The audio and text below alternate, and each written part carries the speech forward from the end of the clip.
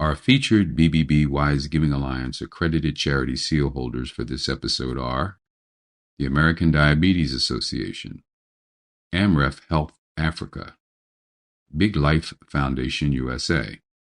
You can find out more about these and other BBB Wise Giving Alliance accredited charity seal holders at give.org.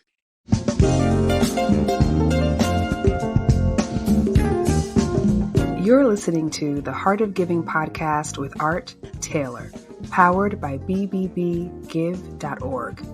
Here we explore the motivations that form the basis of giving and service. We inspire generosity and celebrate the transformative effects that giving and service have on the human spirit and on community. The conversations featured on the podcast also uncover giving strategies that educate and provide tools to help listeners make impactful gifts of both their time and money. We hope you enjoy this episode. Welcome to the Heart of Giving podcast, powered by bbbgive.org. Give.org is the nation's standards-based charity evaluator, and it's your one-stop source for information on giving and reports on the most asked about charities. I'm Art Taylor. Well, we're in the holiday season. When you hear this, it'll probably be the day after Christmas. When we think about Christmas, it's impossible to not think about young people and children. Many of us have had lives during the holidays that are bright, that are filled with gifts, that are also very moving for us and exciting for us. It's a time for us to be around family and feel the warmth and the love that comes from that. And so we always look forward to this time of year. Yet we also know that the joy that comes from the holiday season isn't necessarily available to all. And there are people who are working to make sure that it's available to more of the young people who may be missing out on that joy. And we think of different types of situations that people can find themselves in during the holidays. The one that comes to my mind this time of year are those who are living in foster care situations.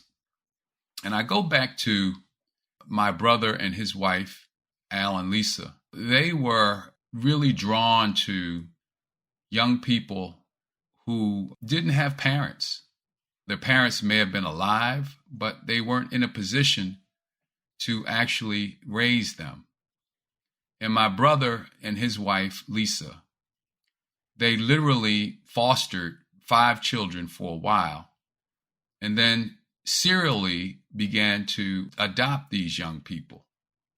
And so at one point in their lives, they had 5 young people born of the same mother, believe it or not, living with them, first as foster care children, and then as adoptees. And they had so much joy from the experience that they had raising these young people.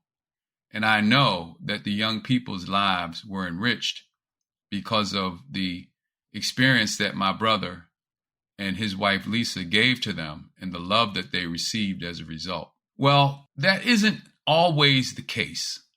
While there are many great foster families out there, very many great foster parents who sacrifice and do great things for their young people that they're trying to raise and give them great Christmas experiences, we also know that it doesn't happen that way for every young person. Some of them are bounced from one foster care family to another. Some of them hope to get adopted and they never are. Many of them long to see their birth parents and never do. And their experience is less than what we want it to be for young people. And as a result of that, their lives going forward are filled with challenges that stem back from the lack of love and connection and family that they felt when they were young. Well, today, as I mentioned, I wanted to raise this issue And to talk with me about it is someone who spends her life working on behalf of those who are finding themselves in foster care. And also those who, frankly, when they're hit 18, they're asked to leave a foster situation, and they don't really have what it takes to make it at 18 years old with very little support. But the person I'm going to talk to and I want to introduce you to is Jennifer Rodriguez, who is the executive director of the Youth Law Center out in Palo Alto. And Jennifer has been doing this, well, she'll tell you how long. I think it's certainly more than 15 years or so. She's been working at this. But she's also a foster child herself. Jennifer grew up in a foster situation. And how wonderful is it for someone who experienced foster family herself to actually now spend her life working on behalf of other foster children so that their experience can be what it needs to be so that they can thrive as citizens, as employees, and as happy and as connected people. So, Jennifer, I just want to welcome you first to the Heart of Giving podcast. And it's just terrific that you have given us some time to talk with you about the work that you're doing and what we can all do also to assist. So tell us about a little bit first, Jennifer, about you. I want to talk about you and what got you connected and how you were able to fortuitously not only be a foster care, but then find a way to work on behalf of foster children. Absolutely. Well, thank you so much for having me today, Art. And actually, an even bigger thanks for thinking of children and youth who are in foster care, who have experienced foster care during this time of the year.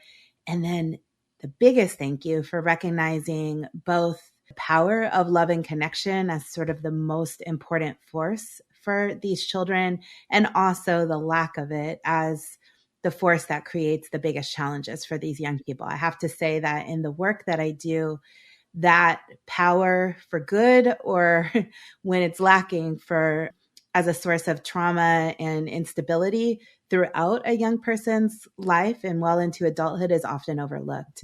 And I have to think that's because you've seen your brother and his wife sort of changing the trajectory of the young people's life that they loved. So Jennifer, tell us about the work you do at the Youth Law Center. Absolutely. So the Youth Law Center is a national legal advocacy organization.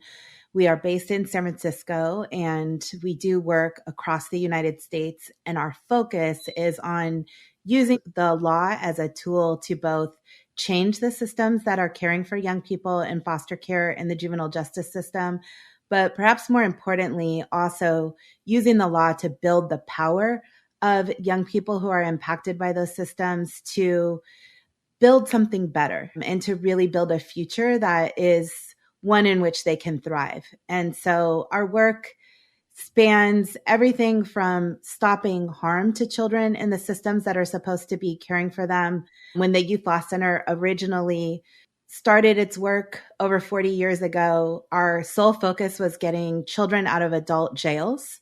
And we moved quickly into conditions for children who were incarcerated, which led us right to foster care because our data, we now have data that shows that approximately 90% of young people who are in the juvenile justice system actually had a touch with the child welfare system or came directly from foster care into the juvenile justice system. So this population of youth is often one and the same. And so we started working on stopping harm in foster care as well, stopping young people from spending their childhoods growing up in institutions, dealing with abuse and neglect in those systems, but then moved into what I think is actually the most exciting and hopeful part of our work, which is reimagining how those systems can operate to actually give youth the life that they deserve to have. And so building systems that support young people's relationships, their connections, ensure that they have the opportunities that they need to thrive, and make sure that those youth can be the happy, healthy, thriving 40-year-olds at some point that are going to really help lift their own communities and make sure that their talents are a part of our social landscape. Jennifer, what's the data tell us about young people in foster care and leaving the system? We have a lot of data that paints a picture that creates some urgency, I think, for all of us. And so we know that foster care is not a system that impacts all children equally, that Black and Native American children are disproportionately represented in foster care, and Latino children are represented at about the rate in the population, which means that there are many Latino children who are in foster care. And we also know that Black and brown children in our systems have a different experience than white children do often. We see children of color having many more placements. We see a lower frequency of those children being able to return to their own birth natural family. And we see less children ending up in family settings and more children of color ending up in institutional or group care settings. We see lower rates of children being adopted by families if they're children of color. So there's an incredible amount of work that we have to do to make sure that our systems are equitable. And we also know that for those young people who are forced to exit foster care, it used to be the age of 18. It's now the age of 21. But honestly, that number doesn't make that much of a difference between 18 and 21. We now have so much more information and data about brain development. And we know that the period of young adulthood has now extended out to 26. So 18 to 21 years old is definitely still the new sort of teenage young adult period. And for those youth who are exiting the system, we see very high rates of homelessness. We see very low rates of enrollment in post-secondary education, of full-time employment that allows youth to support their own families. We see unacceptable rates of young people not receiving the supports that are necessary to parent their own children. Many of our youth are expecting or parenting by the time they're 21 years old, and too many of those young people, the cycle continues and foster care continues to be involved in their children's life. And we actually see so many young people exiting the system with physical health conditions and mental health conditions that the American Academy of Pediatrics has declared all children in foster care, children and youth in foster care, as a population with special health needs. So in my mind, this is a group of children who is the most vulnerable in our society, and a group of young people who we owe a response with the greatest urgency to. What's the connection, Jennifer, between exiting foster care and juvenile justice systems? So by the time young people exit foster care, whether that's 18 or 21 or some number in between that, when they're no longer eligible for foster care payments, if they have trouble with the law, they're actually entering the adult criminal system, not the juvenile justice system. And what we don't have exact data on that because we don't have the systems in place to really track once youth exit the system, if they move into the adult criminal system. But when there have been research studies that have focused over the years on asking adults who are incarcerated whether they had foster care experiences, the percentages are very high. So some studies have found it's a quarter of folks who are incarcerated as an adult who had an experience of being in foster care. Others have found upwards of half.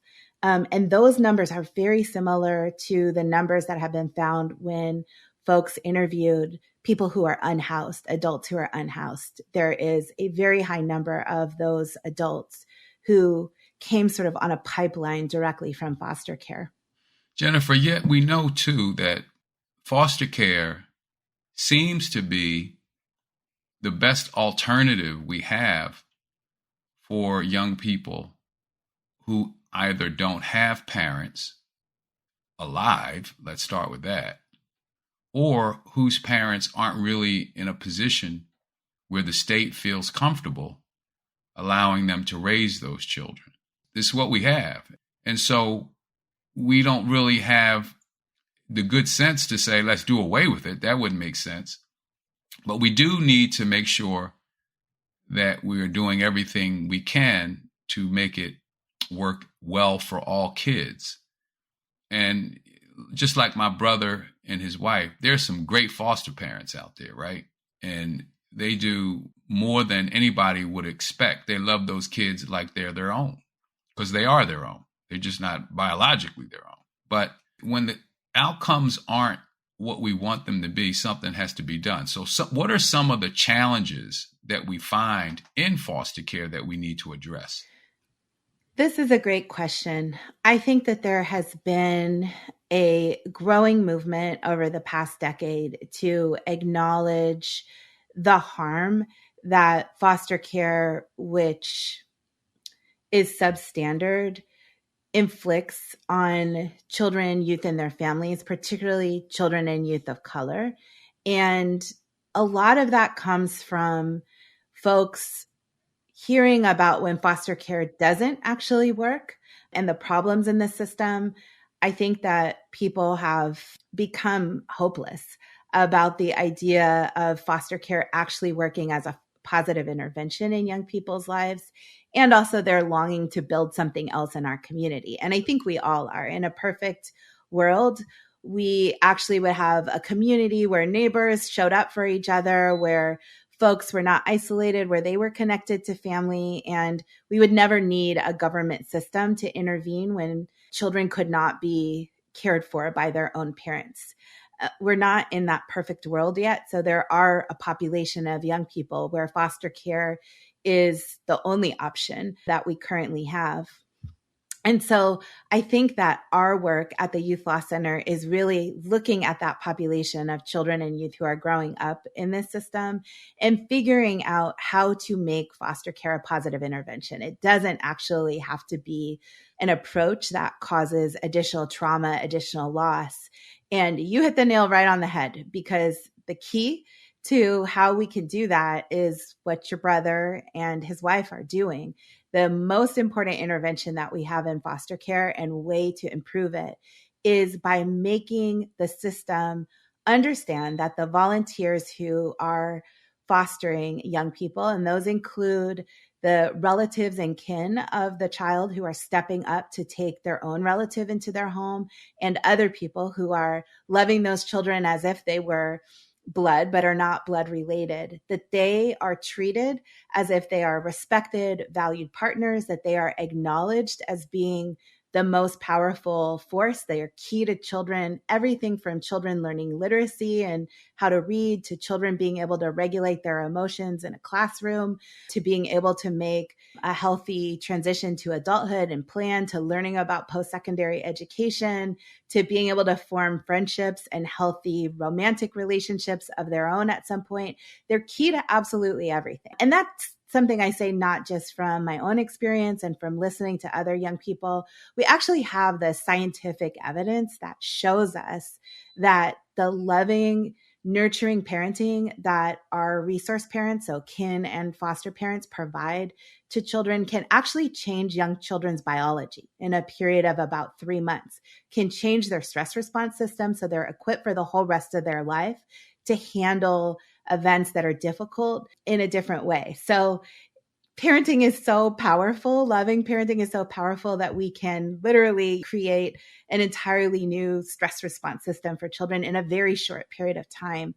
So I think that that is the key to change in foster care, is acknowledging, one, how important it is that every single child who's in foster care is receiving excellent, loving parenting every single day, and then realigning the system so that it is supporting that and recognizing that everything that the foster care system does is either working towards that goal or it's getting in the way. And there are so many of our policies and sort of everyday practices in the system that do one thing or the other. So everything from making sure that a foster parent, when a child first comes into their home, has the very basic information that will allow that child to feel safe and secure. What's that child's favorite food? What's their nighttime routine? To systems facilitating relationships between resource parents and birth families so that you're not ever severing or reducing the amount of relationships that a child has, but you're expanding. So that to me is a really important goal that foster care has, but often the system is sort of setting as its goal, not what you laid out at the beginning around love, connection, joy, opportunity, but rather, can we stop a child from being killed? Can we prevent further abuse or neglect? And, that's just depressing. As somebody who grew up in the system and now is a mother myself, my goals are never sort of to stop bad things from happening to my children as the number one priority. My goals are to make sure that they actually have joyful, fulfilling lives where they feel happy. That's what I want for all children who have to grow up in this system.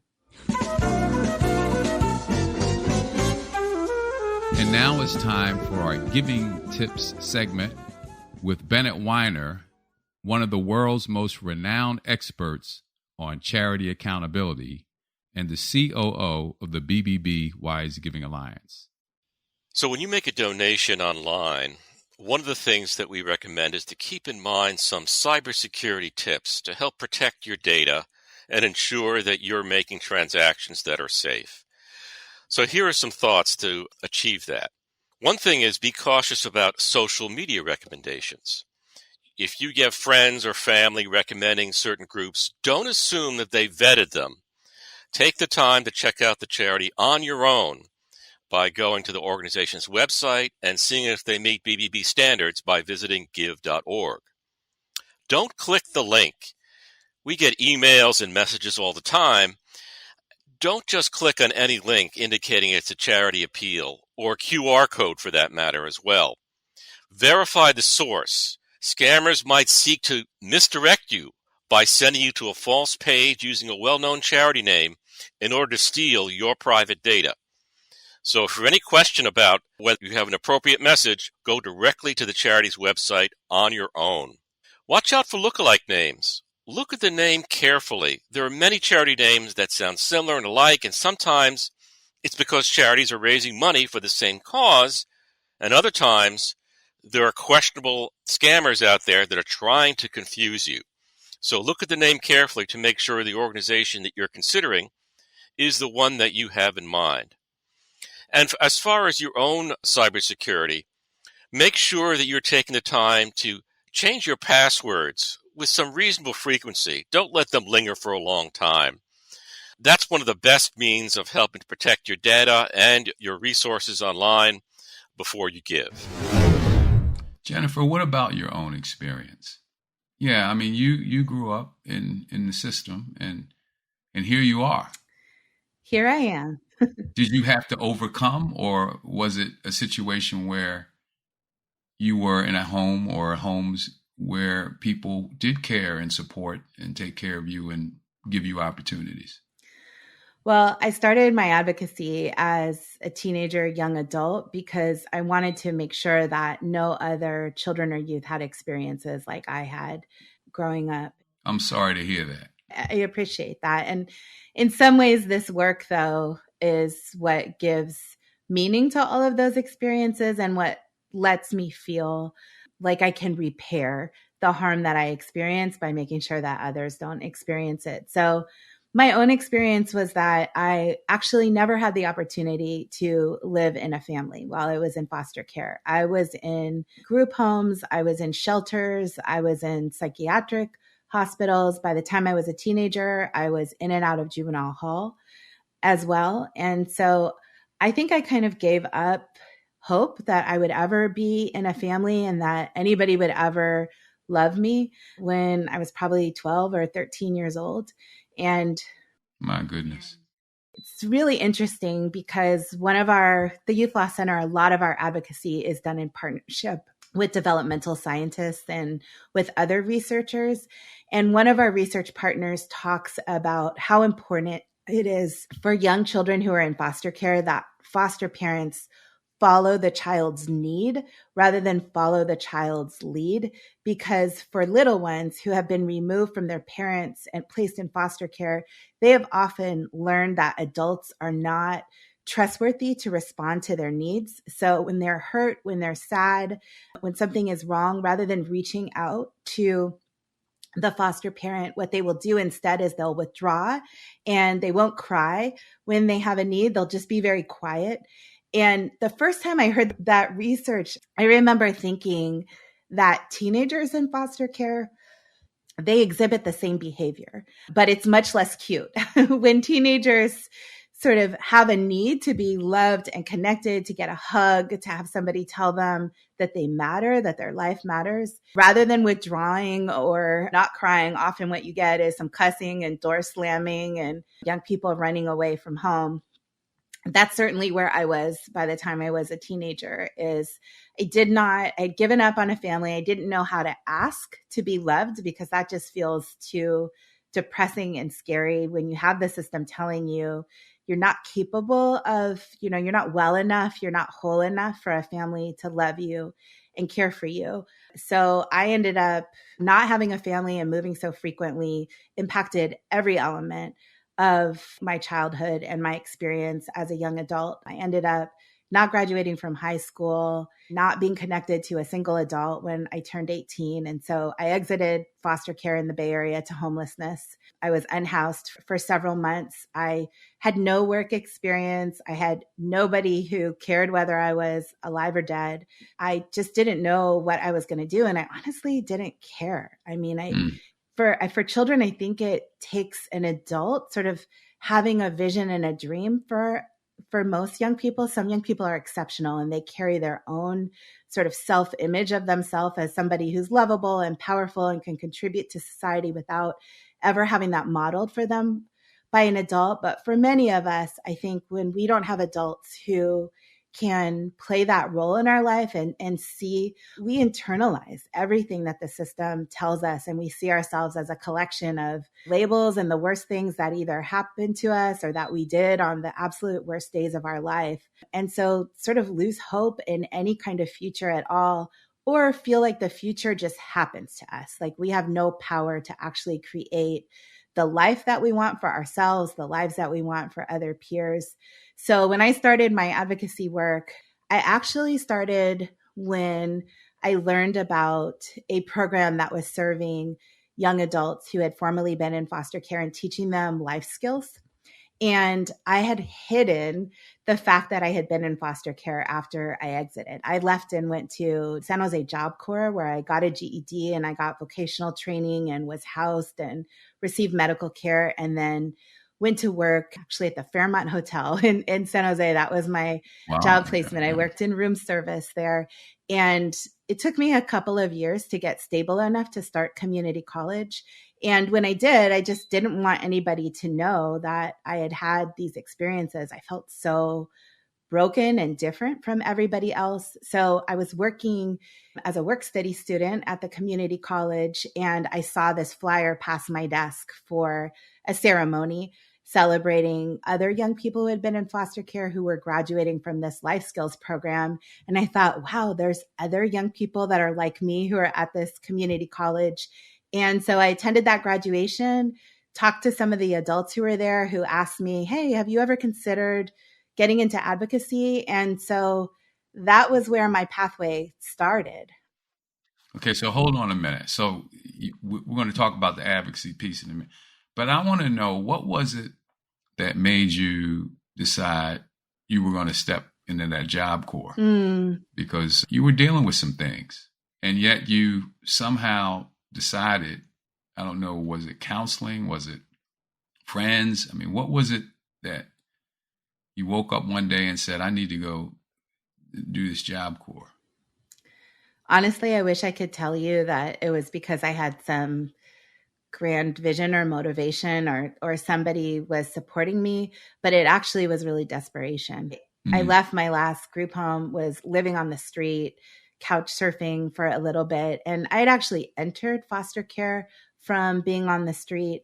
And so I was in a really, really low place, because I think I had told myself all through foster care, I'm experiencing all this trauma now, living in these facilities with people who don't care about me and who are making my life really difficult. Once I exited, my life was in my own hands, and I was right back where I started. And so that felt so desperate.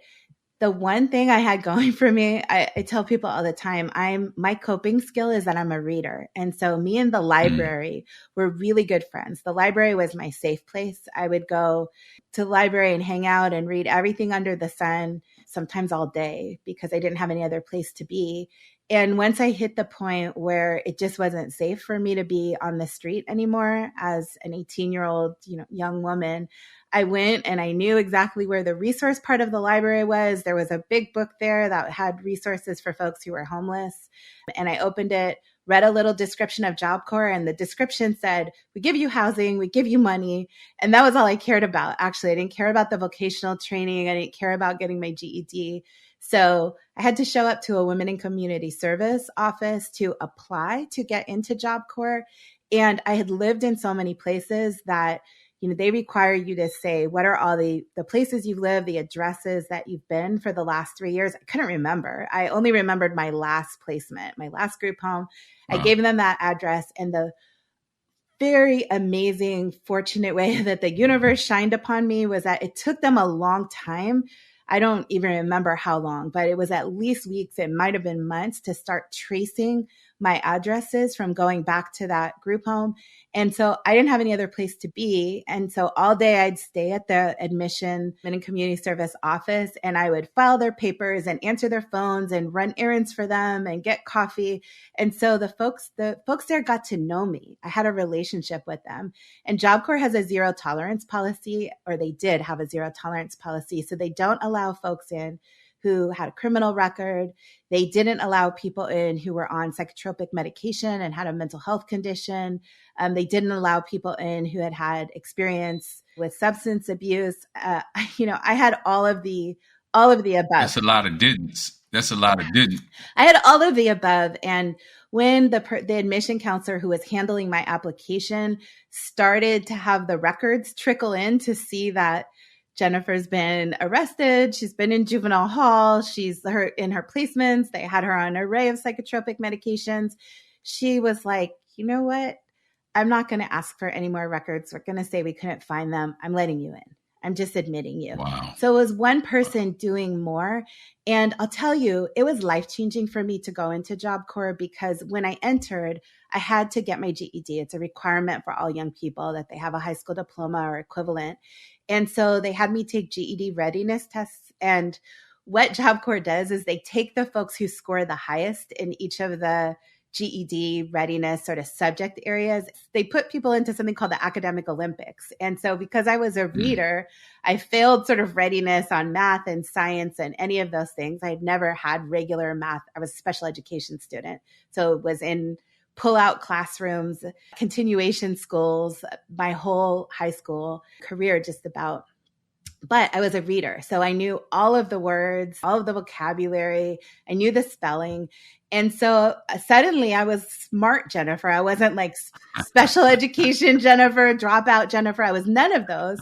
And so I won the Academic Olympics at my Job Corps site. I competed regionally, competed in Arizona, won against them. And it defined my image of myself. But this is what I'm talking about. It was the adults there who saw something different.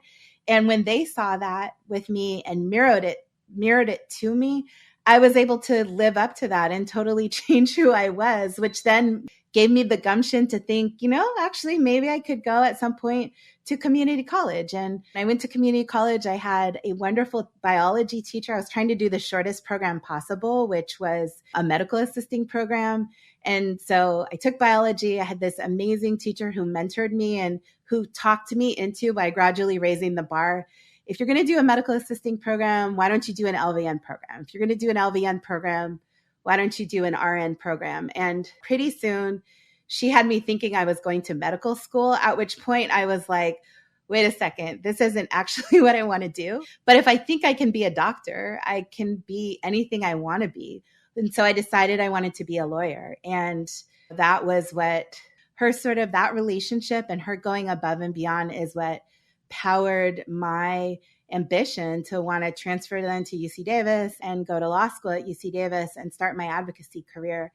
So from a personal level, I just feel like I have lived the power of adults stepping in and standing in. And whenever I work now with young people, I think, that kind of mentoring experience is so powerful. But what if I had had a mom? What if I had had an adult who loved me? Maybe there's able to make an impact and help solve problems in the world in even a greater way than I currently am. Well, Jennifer, first of all, let me just tell you what an amazing story that is. And it's actually a story of triumph, if you want to look at it that way.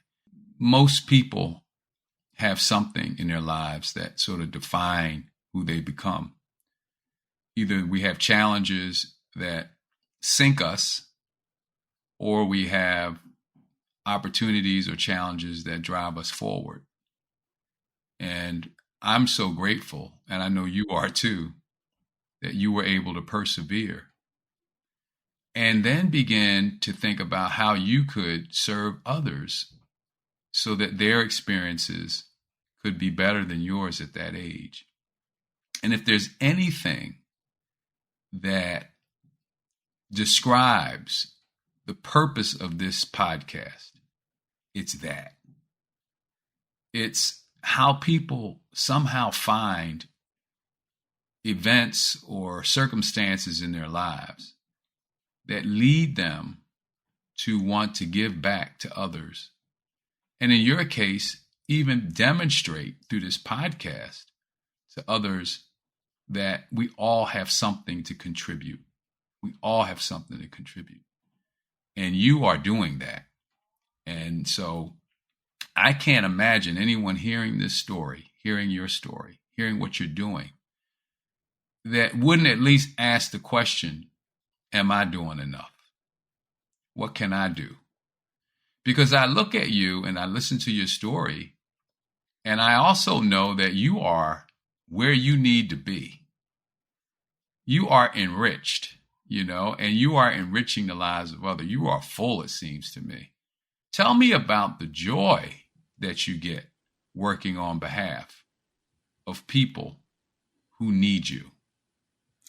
There is no greater gift to me. I think all the time that if I was lucky enough to win the lottery tomorrow, that I would still want to do this work. It is truly, I'm a strong believer that our lives are about service, and that's what brings happiness. And it's also what makes me feel powerful as an individual who has experienced a lot of time in my life where I've had no power. This idea that we can be a part of creating and building the future and the world that we want to live in, particularly in this time and moment when it does feel like there are so many things that just happen to us that we couldn't anticipate. I feel like I get a tremendous infusion of joy from knowing that I'm able to actively, in my systems advocacy, start the process of building the world that I want to live in and that I want for my own children and that I want for the children that I consider my siblings who are still in foster care and still in juvenile justice. That really makes it so that I never want to quit, no matter how discouraging it is. So I think that it is just truly an honor to do this work. And I have also grown so much through the work. As a lawyer, I tell folks all the time when I've always thought about justice and what justice looks like. When I was a kid, it was in the system. I felt like justice was being free of adults who I couldn't trust and who hurt me. And so, I exercised that on my own plenty and ran from places, and at some point started to reject adults being in my life. When I was a young adult, a teenager starting to do advocacy work, I thought about justice as like rights for youth, like all the things that we were entitled to because nobody else was going to give them to us. When I started as a lawyer, I was trained in law school that justice is a procedural thing. It's due process. It's making sure that we have notice, making sure that we have a forum that we could be heard, where you can enforce the rights, enforce the law. When I became a mom, my definition of justice really changed to making sure that every single child is loved. I mean, I just actually couldn't imagine until I held my baby in my arms, and that baby is now 19. what it's like to really be loved and to feel like I felt like would die for my child. I had all of these dreams from day one about who he was going to be, dedicate so much of my mental and time outside of work to trying to figure out every single opportunity that's going to bring him and his sister kind of joy and help them discover who they were meant to be in the world. So whether that's been basketball or coding or theater or dance, I've sought out every one of those opportunities because I want to see my kids happy and feeling like they belong in the world, like they have something to offer and give. That's where I am now. I don't know if that will change over the course of my advocacy career, but I'm not settling at this point for anything less than the definition of justice for children being loved. I just feel like there's not a moment that children can afford to not be loved and cared for. We think they can hold for a period of time while we in the system sort of do our work and figure out how to get them into a setting they love. It's not possible for them. It's just like air or water. And that's the real work. And I appreciate what you say about sort of thinking where everyone has a role, because for these children, it depends on every single person in the community, whether that role is a small role, like that admissions counselor at Job Corps did for me with allowing me to work for free in the office and trusting me to go get the coffee and to take her money to go pick up coffee for folks, or the teacher who mentored me at school. It really takes everyone, all the people in the community who probably support your brother and his wife in their job as foster parents. They may not be the fosters, but they may be keeping the children when they need a parent break and go on an anniversary trip, or bringing food over when they're not feeling so well, or somebody in the home is sick, or being a shoulder to cry on. I mean, this is really a community effort, and it's the kind of thing that you want some way to change the world and to address the things that are happening out there that don't feel good. So often it feels overwhelming to identify where to start or what to do, but this is something so concrete that you can do, and there's just nothing that matters more. Jennifer, real quick, because we're going to have to end the podcast soon, but I just wanted to know one or two programs we're running right now at the Youth Law Center that we ought to know about, and what do you hope to achieve with those programs? Yeah, absolutely. It's hard to narrow down to one or two, but if anybody's interested, sign up for our mailing list and you'll learn about all of them. But I'll tell you some of the ones that I'm most excited about right now is we have work that we have been doing over the last couple of years with the Institute for the Future and a group of advocates who are young people who have grown up in foster care, where we are working together to reimagine the kind of supports that young people need to thrive in a world that has drastically changed over the last decade. Our goal is to get them ready to thrive in 2035.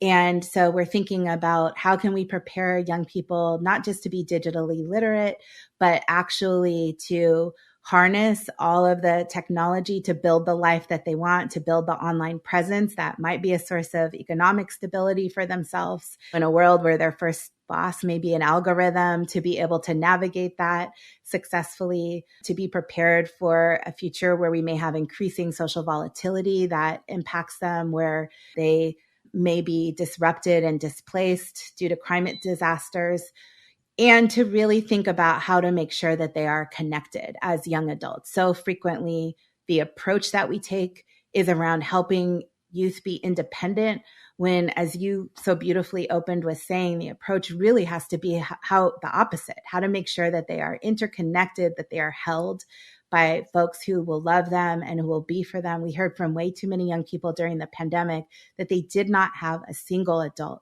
that they could reach out to. They were lonely, they were isolated, they lacked food, they didn't have anybody they could call and say, need housing. And that's just not acceptable. And nobody thrives under that circumstance. That's one program.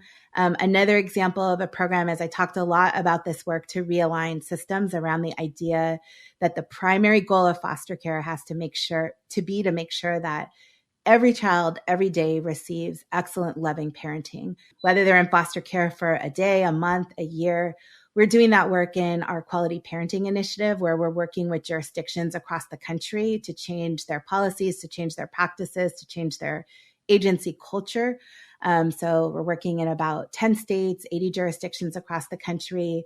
We're investing in the leadership of local youth, birth parents, foster parents, line workers to champion those changes themselves so that they're long-term and sustainable.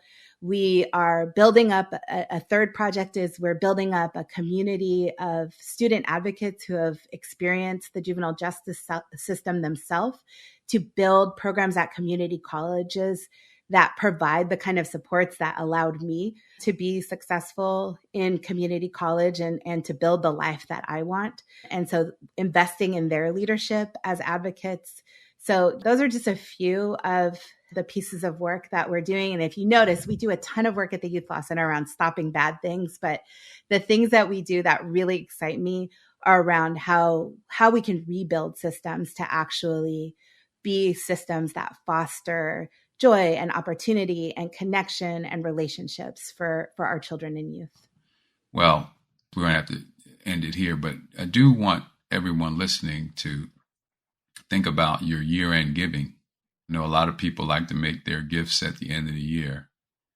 And what better place to put a few dollars, if you have it, than with the Youth Law Center and help Jennifer do all she's trying to do for kids who, for in many cases, no fault of their own, find themselves in a tough spot and need people to know that they care, that they love them. You can make that difference with a little support to Jennifer and the Youth Law Center. So, Jennifer, how would we do that? Is there a website or something people can go to find out more and be on your newsletter, as you say, and maybe even support you? I would love that. And we can't do this work without the supportive community. And we would be so honored to have each of you as partners. So come to our website, www.ylc.org.